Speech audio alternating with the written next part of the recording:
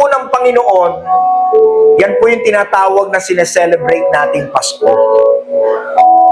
No? Yung hindi po inaasahan ng tao na ang Diyos po ay nagkatawang tao at siya po ay isinilang sa sabsaban. At yan po yung unang-unang pagdating ng Panginoon. Kaya po may yung pong sinasabi ng pagdating ulit ng Lord, tinatawag po yan ang second coming na. At hindi po yan as a Savior, but as a King. Yan po yung second coming. Pero yung first coming niya po, bilang tagapagligtas. At sana po, lahat ng tao sa ibabaw ng lupa, maunawaan po nila kung bakit ibinigay ng Panginoon si Jesus Christ. No? Kaya po for me, ang December 25, bagamat wala hong nakapagsasabi na isinilang ang Panginoon ng December 25, ang mahalaga, no? Hindi man natin alam kung 25 nga, ang mahalaga, may isinilang. Biblical lang po yung pag-uusapan natin. Masarap po na maunawaan natin siya ayon sa kanyang kalooban. Amen? So, katulad niyan, tayo po yung magse-celebrate ng ating pong Christmas. Na? Isa pa nga, sabihin niyo sa katabi niyo, Merry Christmas. No, we are celebrating Christmas. No? We are celebrating Christmas not for the season. Di ba? Marami po kaya nagse-celebrate ng Christmas dahil po sa panahon. No? Di nyo napansin pag Christmas, di ba? Napapansin nyo, no? Yung mga magkakagalit, nagbabati. No? Yung pong mga nag-aaway, nagpapatawaran, no? Sabi nga nila, that is the spirit of Christmas.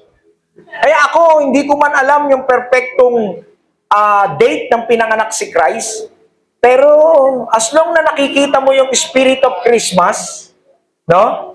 Si Lord yun. Kasi bakit? Biro mo yung mga magkakagalit, yung mga nagtatampuhan, yung mga nagkakabati. Kasi bakit? Yun po talaga ang essence ng Christmas. Kaya meron nagsasabi, sana araw-araw Pasko. Di ba? Bakit? Ano pa meron sa Pasko? Ito yung gustong-gusto niya eh. Pag Pasko eh. Ano meron pa sa Pasko? Yung regalo. Yan, diyan kayo magaling. Hindi, joke. No? Merong mga regalo. Hindi, totoo yun. Alam nyo bakit pag Christmas, no, kahit walang-wala ka, di ba? Bakit ka nagre-regalo?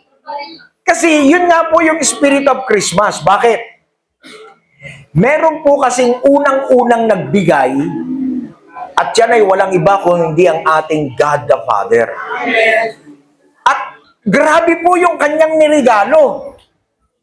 Hindi po material, hindi po pinansyal.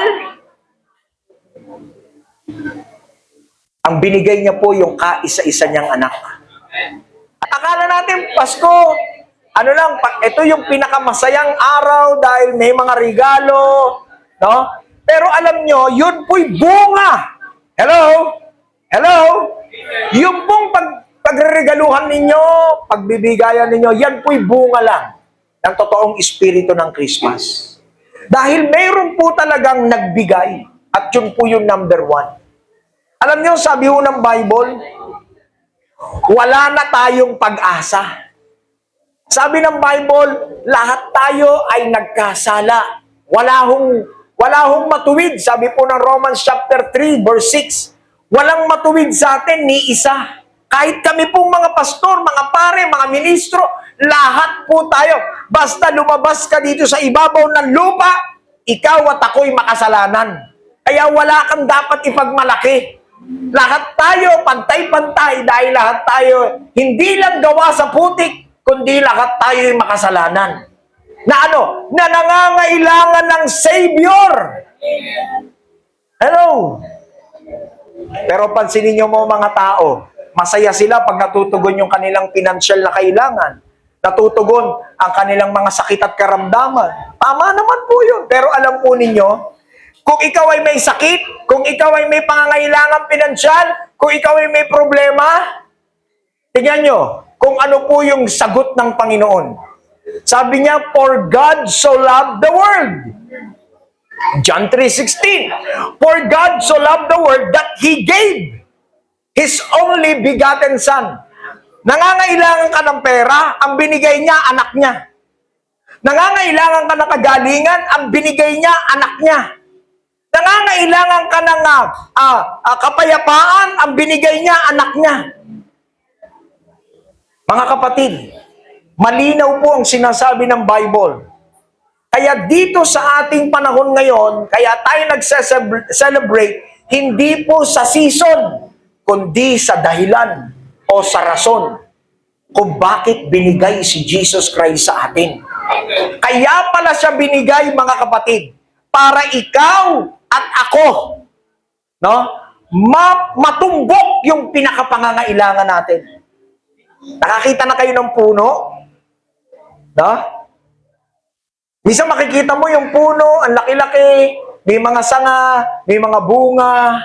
Pero alam po ninyo, yung nakikita yung puno at yung mga sanga, mga bunga, yan po'y bunga na lang nung nasa ilalim. Ganyan po yung buhay ng tao.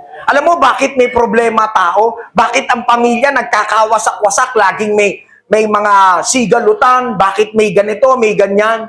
Isa lang po dahilan yan. Lahat yan mga ugat, ay lahat yan mga sanga na lang pala. Yung sakit at karamdaman, sanga yan. Mga kahirapan, sanga yan. Ano yung pinakapuno at pinakaugat niyan? Walang iba kundi kasalanan. Kaya binigay po si Jesus. This is the reason kung bakit may Pasko. Di ba?